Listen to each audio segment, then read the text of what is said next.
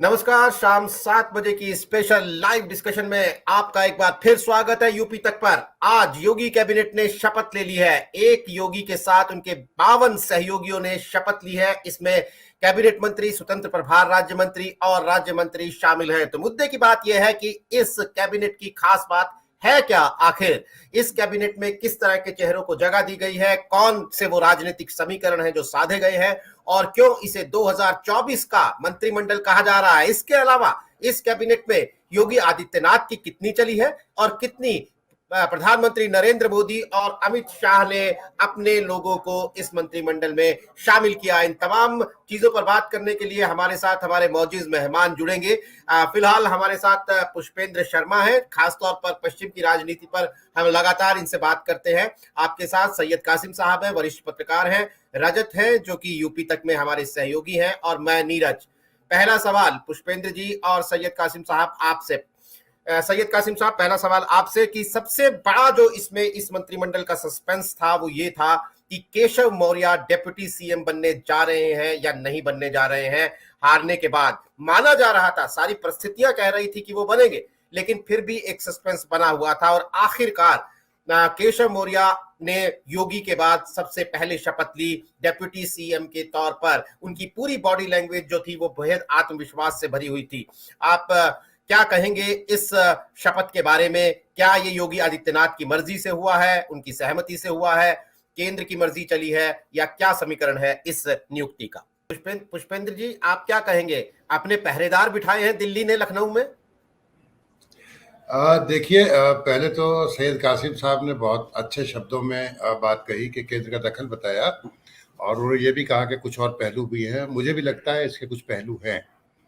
देखिए, हम किसी भी बात को एक नकारात्मक टोन लेके क्यों शुरू करें कि केंद्र का दखल है। माफ कीजिएगा सैयद साहब, ये आपके लिए नहीं, otherwise I am thinking yes.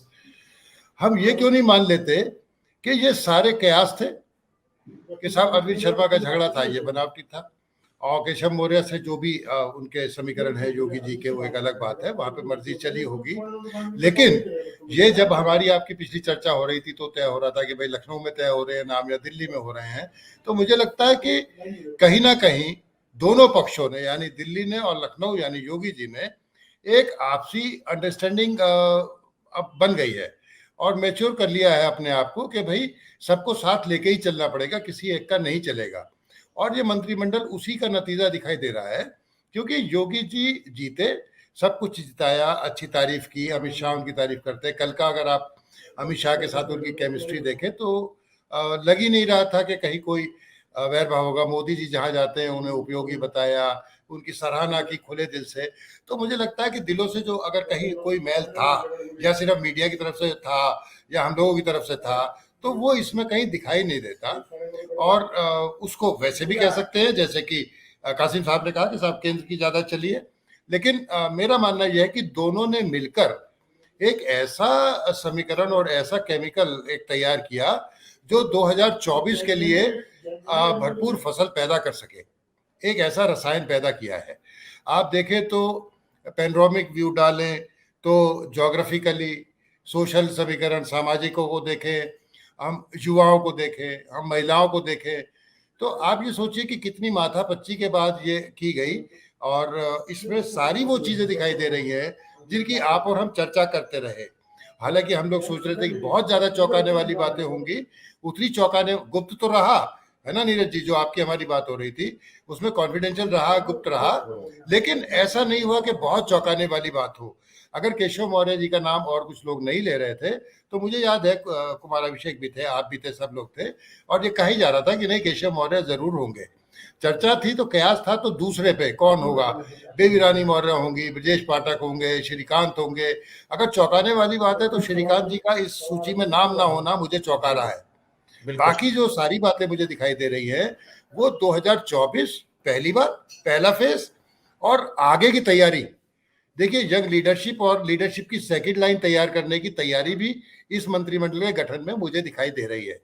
जिस तरह से युवाओं को आगे बढ़ाया गया है, और जो महिलाएं हैं अगर उन्हें हम युवा की श्रेणी में ना रखें तो भी वो इतनी बुजुर्ग भी नहीं है कि अभी उनकी राजनीतिक पारी समाप्त हो जाए, एक लंबी राजनीतिक पारी खेलने वाली हैं। चाहे वो अंजुला रानी माहौर हो, बेबी रानी मौर्य हो, लक्ष्मी गौतम हो। आप ये देखिए कि लक्ष्मी गौतम सब लोग आप देखिए कि इस तरह से गठजोड़ किया गया है कि सेकंड लाइन भी डेवलप होती रहे, सबको प्रतिनिधित्व भी मिल जाए, पूरा सब कवर भी हो जाए। और पश्चिमी यूपी जहां ये कयास लग रहे थे बड़ा नुकसान होगा, या उनके मन में शायद अभी भी है कि आगे इसको और मजबूत किया जाए, तो आप देखिए कितना बड़ा रिप्रेजेंटेशन पश्चिमी यूपी को मिल गया। 23 लोग बना दिए गए पश्चिमी यूपी से। तो ये सारी बातें ये बताती हैं कि ये बहुत अच्छी तरह से सब, उसमें योगी जी भी रहे होंगे, नड्डा जी रहे होंगे, और स्वतंत्र देव सिंह रहे हो, अनुराग ठाकुर रहे हो, मोदी जी ने खुद भी रुचि ली होगी, लेकिन बड़ी सोची समझी। और ऐसा लगता है कि बिना किसी मतभेद के, यानी कि आपस में टेबल पे बैठे सब लोगों में सहमति बनी और तब लिस्ट फाइनल की गई।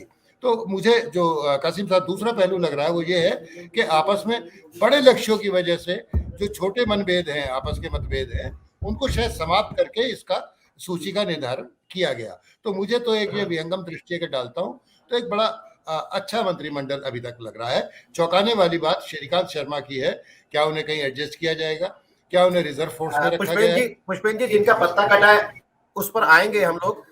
लेकिन मैं आपसे एक बार गुजारिश करूंगा कि जो पश्चिम में एक बड़ा अच्छा खासा रिप्रेजेंटेशन मिला है, बहुत अच्छी नुमाइंदगी पश्चिम उत्तर प्रदेश को दी गई है, जहां किसान आंदोलन का बड़ा असर था, इसके बावजूद बीजेपी ने अच्छा प्रदर्शन किया। तो वहां के अगर आप चंद खास नाम और उनकी खासियतें हमें बता सके, दो चार टॉप जो लीडर्स पश्चिम से आए हैं, तो वो हमारे दर्शकों के लिए अच्छा होगा। जी, बहुत अच्छा कहा। आपको याद होगा जब हमारी चर्चा पहले हो रही थी तो मैंने एक नाम सोमेन तोमर का लिया था, और सोमेन तोमर का नाम इसलिए लिया था कि उन्हें लगभग जाटों गुजरों को संभालना था। और सोमेन तोमर गुजर बिरादरी से आते हैं, युवा है, दूसरी बार जीते हैं, डॉक्टरेट है, डॉक्टर लगाते हैं, पढ़े लिखे हैं, एबीवीपी से जुड़े रहे, छात्र राजनीति से जुड़े रहे। तो मुझे इसलिए लग रहा था कि उनका नाम, जिस तरह से हम सुन रहे थे कि युवाओं को ज्यादा मिलेगा, टेक्नोक्रेट को मिलेगा, पढ़े लिखों को मिलेगा, तो उनका मौका एक पक्का लग रहा था। और उनकी मैंने इसी में जिक्र भी किया था, अनुराग ठाकुर से नजदीकी भी शायद काम आए, वो प्रभारी भी रहे अनुराग ठाकुर, तो उनकी भी कहीं चलेगी। दूसरा नाम कपिल देव अग्रवाल, मुजफ्फरनगर से, अपेक्षाकृत युवा है, संघ से जुड़े रहे और निस्वार्थ काम करते रहे। स्वतंत्र प्रभार का उन्हें इस बार प्रमोशन दे दिया गया और स्वतंत्र प्रभार का बना दिया गया। तीसरा हम चलते हैं एक और नाम जो शायद आप लोग ज्यादा परिचित नहीं होंगे, ये देवबंद के विधायक है, ब्रजेश से ठाकुर हैं। अब ठाकुरों में देखिए, सुरेश राणा चुनाव हार गए, संगीत सोम चुनाव हार गए, ठाकुरों की भरपाई भी करनी थी और थोड़ा सा फायर ब्रांड भी चाहिए था। तो ब्रजेश सिंह में ये दोनों खूबियां हैं, थोड़े फायर ब्रांड भी हैं, और देवबंद से चूंकि आते हैं तो वो जो एग्रेशन चाहिए, जो एग्रेसिवनेस चाहिए, वो भी उनमें है, तो वो भी इस पर पूरे करते हैं। अब बात करते हैं केपी मलिक की। सब लोग अंदाजा लगा रहे थे कि बागपत से योगेश धामा को अगर चांस मिलता है तो योगेश धामा को मिलेगा, जिन्होंने बागपत से नवाब कौकब हमीद के बेटे को हराया। केपी मलिक बहुत ही मार्जिनल वोटों से जीते, लेकिन ये भारतीय जनता पार्टी ने या उनके रणनीतिकारों ने भी नहीं सोचा था कि बड़ौत को कोई दोबारा यहाँ पे ऐसे जीत जाएंगे इस लहर में। तो केपी मलिक का वो योगदान, और शायद जो धामा जी का जो नॉन सीरियस या कहीं कहीं कुछ ऐसी बातें कर जाना, ये उससे ज्यादा परिपक्व थे, तो इसलिए भी इनकी वरीयता बनती थी। आप देखें, चौधरी लक्ष्मी नारायण को भी पहले बसपा में भी रहे हैं और फिर जाटों का प्रतिनिधित्व करते हैं, मथुरा से आते हैं, श्रीकांत जी को लिया नहीं गया। तो आप समझिए कि लक्ष्मीनारायण जी से वैसे आप परिचित हैं, उनके मतलब बहुत परिचय देने की जरूरत नहीं है। ये दो तीन नाम ऐसे थे जिनका नाम बताना जरूरी था। दिनेश खटीक, ये राज्य मंत्री बनाए गए थे चुनाव से कुछ रोज पहले, इनको दोबारा बनाया गया। इनके लिए हस्तिनापुर में योगी जी ने स्वयं कहा कि हस्तिनापुर का एक मिथक है कि जो भी यहाँ से विधायक जिस पार्टी का बनता है उसी पार्टी की सरकार बनी है। दूसरा ये था कि यहाँ पर भी कोई दूसरी बार, कभी लगातार कोई दूसरी बार विधायक यहाँ से नहीं जीता, तो उन्होंने मिथक तोड़े। पहले से राज्य मंत्री बनाया गया था, खटीक समुदाय से आते हैं, तो उनकी भी दावेदारी अच्छी बनती ही थी, और ये ही उनका बड़ा परिचय जो है वो यही है। बाकी आप देखें तो बेबी रानी मौर्य के लिए तो कोई अपरिचित बात है ही नहीं। आप और हम सब लोग ये सोचे हुए थे कि ऐसा होगा। योगेंद्र उपाध्याय तीसरी बार चुनाव जीते हैं आगरा दक्षिण से, और वो पार्टी के मुख्य सचेतक भी थे इस समय पे भाजपा के। तो योगेंद्र उपाध्याय को अगर आप मिलेंगे तो बड़े मिलनसार, और जैसे अभी कासिम साहब कह रहे थे ब्रजेश पाठक जी के लिए कि वो ऑल द टाइम अवेलेबल है, तो ऐसे ही वो भी लोगों के लिए अवेलेबल है। तो एक समाज को भी प्रतिनिधित्व दिया जा रहा है, उनको इनाम भी दिया जा रहा है अगर कोई तीसरी बार जीत के आ रहा है। तो मेरे ख्याल से बहुत संतुलन बिठाया गया है। किसी और विशेष नाम की आप चर्चा करना चाहें, अगर मैं मिस कर रहा हूं तो आप बोलिएगा, तो मैं फिर उसके बारे में जिक्र करूंगा। लेकिन टोटल मिला के आप देखा जाए तो सिलेक्शन ऐसा है जैसे कि ऊपर से कोई पेरेंट्स या कोई कॉलेज की कमेटी एक बच्चों को बना रही हो और अच्छे बच्चों को चुना जा रहा हो, बिल्कुल ऐसा उसमें दिखाई दे रहा है। जी पुष्पेंद्र जी, एक बार दोबारा उस पर आते हैं। खास तौर पर श्रीकांत की बात करें तो वो बिजली मंत्री थे और ये कहा जा रहा था उनका मतलब पत्ता कटने का किसी तरह से कोई परिस्थिति नहीं थी। तो अगर हम उन लोगों की बात करें जिनके पत्ते काटे गए हैं, श्रीकांत शर्मा हो, सिद्धार्थ नाथ सिंह हो, दिनेश शर्मा हो, दिनेश शर्मा के बारे में हमने बात कर ली, लेकिन क्या आपको लगता है कि श्रीकांत शर्मा का पत्ता क्यों कटा होगा? वो अमित शाह के करीबी भी माने जाते हैं। सिद्धार्थ नाथ सिंह के साथ भी वही है कि ऐसी कोई वजह नहीं थी। देखिए, इसके दो जवाब हो सकते हैं जी। पहला तो ये है कि क्या उन्हें कहीं रिजर्व तो नहीं रखा जा रहा। जैसे कासिम साहब ने भी अभी दिनेश शर्मा जी के लिए सब कुछ नेगेटिव होते भी एक बात कही कि शायद उन्हें गुजरात चुनाव के लिए रखा जाए, वहाँ गुजरात चुनाव आ रहे हैं, वो वहाँ रहे थे। इस तरह से श्रीकांत शर्मा के अगर कार्यों को देखें तो बिजली बड़ा कोर इशू रही, और बिजली अच्छी बिजली का भाजपा को लाभ भी मिला। तो सामान्य तौर पे देखेंगे, आमतौर पे देखेंगे तो लगेगा भाई इसका श्रेय कहीं ना कहीं मंत्री को जाना चाहिए। हालांकि एक चीज ये भी थी कि उनके खिलाफ जो ब्यूरोक्रेट्स थे या जो अधिकारी कर्मचारी थे विद्युत विभाग, वहाँ पे कुछ और शायद ये फीडबैक उन्हें मिला हो। लेकिन दूसरी वजह ये लगती है कि उन्हें कहीं शायद कोई और एडजस्ट किया जा रहा हो, क्योंकि यूपी आने से पहले भी वो तो दिल्ली दरबार के खास मान रहे थे ना, जब पिछली बार भी आए थे तो आप मानिए। तो उनको हटा देना, और क्या योगी जी से उनकी कोई नाराजगी ऐसी सामान्य तो नजर आती नहीं है। तो यही हो सकता है कि शायद उनको रिजर्व रखा गया हो। हाँ, सिद्धार्थनाथ सिंह जी की जहां तक बात है तो सिद्धार्थनाथ सिंह मेरठ के प्रभारी भी रहे थे। उस समय पे योगी जी आए थे तो बहुत से लोगों ने सिद्धार्थनाथ जी के लिए जो फीडबैक दिया था वो बहुत अच्छा नहीं था। जब वो प्रभारी थे तो यहाँ पे आम जन से नहीं मिल पाते थे, पार्टी के 2-4 लोगों से मिले चले गए। प्रभारी वाला जो कंसेप्ट होता है, जो रिपोर्ट देनी होती है, फीडबैक देना होता है, नहीं दिया गया। तो उनके बारे में मैं ज़्यादा नहीं कह सकता। पर श्रीकांत शर्मा जी के लिए तो यही एक फैक्ट मैंने कहा था कि ये बड़ा चौंकाने वाला है कि उनका नाम इसमें नहीं है। तो हो सकता है उनको कहीं रिजर्व में या कोई और जिम्मेदारी के लिए, जैसे दिनेश जी के लिए माना जा रहा है कि उन्हें कोई और जिम्मेदारी दी जा सकती है। तो मुझे तो प्रत्यक्षता ऐसा ही लगता है। और जैसा कि कहा कासिम साहब ने कि वो वाली भाजपा तो है नहीं जिसके बारे में आप 2-2-4 करके हिसाब लगा लें और वही रिजल्ट निकल जाए। तो इनके बड़े चौंकाने वाले कुछ तथ्य एलिमेंट्स तो रहते ही हैं, सरप्राइजिंग एलिमेंट्स, और ये उन सरप्राइजिंग एलिमेंट्स में से मैं इसे एक मानता हूँ। मैं पुष्पेंद्र जी से एक सवाल ले लूं? जी बिल्कुल।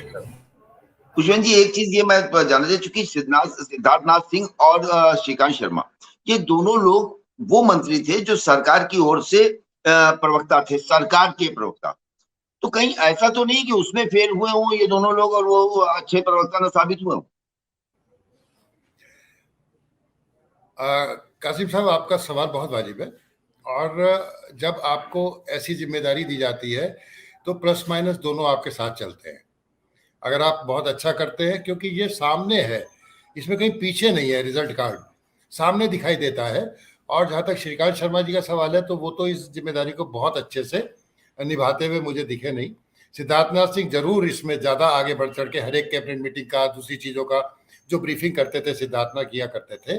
ये it may be one of the reason, but it can not be the only reason, है ना कासिम साहब? ये मैं समझता हूँ कि वो भी एक कारण हो सकता है। आपके 10 पैरामीटर हैं, उनमें से एक पैरामीटर इससे भी मान लिया गया हो और वहां इन पे नेगेटिव मार्किंग आ गई हो, लेकिन यही एक पैरामीटर नहीं हो सकता। मुझे लगता है कुछ और भी कारण होंगे। पुष्पेंद्र जी, बेबी रानी मौर्य के बारे में आपको क्या लगता है? वो उपराज्यपाल से लाकर उन्हें विधायकी का चुनाव लड़वाया गया और वो जाटव समुदाय से आती हैं जो मायावती का कोड वोटर माना जाता है। तो अब उन्हें कैबिनेट मंत्री के तौर पर शपथ दिलाई गई है। क्या कोई भी मंत्रालय उनके जो माफ कीजिए राज्यपाल के तौर पर उनका जो कद था उसे मैच कर पाएगा, या फिर कोई उन्हें मंत्रिमंडल में उनकी जिम्मेदारियों को किस तरीके से देखते हैं? पहले तो मैं कासिम साहब को बधाई दूं। बहुत खूबसूरत शब्दों में उन्होंने मुस्लिम मानस का, मुस्लिम मन का जो चित्रण किया वो वाजिब है। मोहसिन रजा को सिर्फ चुनाव हारने की वजह से हटाया गया, मैं उससे और आगे बढ़ के देखता हूँ।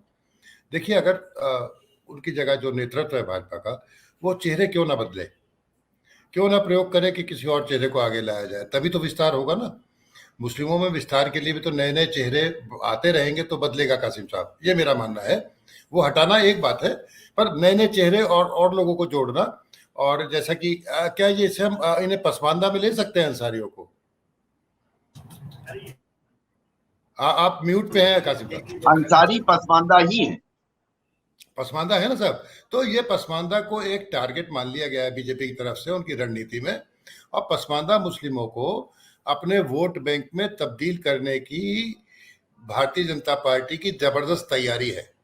जो इन्होंने कहा कि 3% से ज्यादा और इतना बड़ा वोट शेयर रहेगा, तो ये इसीलिए कहा कासिम साहब ने कि वो एक ऐसा वर्ग धीरे धीरे तैयार करेंगे। पहले पसमानदा आए, फिर और कुछ इंटेलेक्चुअल्स आने शुरू हो जाएं, शियाज को माना जाता है, तो एक बड़ा हिस्सा मुस्लिम मतों का लेने की तैयारी है। ये नीरज जी, सॉरी, मैंने आपसे आपके सवाल से पहले इस बात को इसलिए किया कि ये मुझे कुछ पहलू लग रहे थे जो मुझे कहने चाहिए दर्शकों के लिए।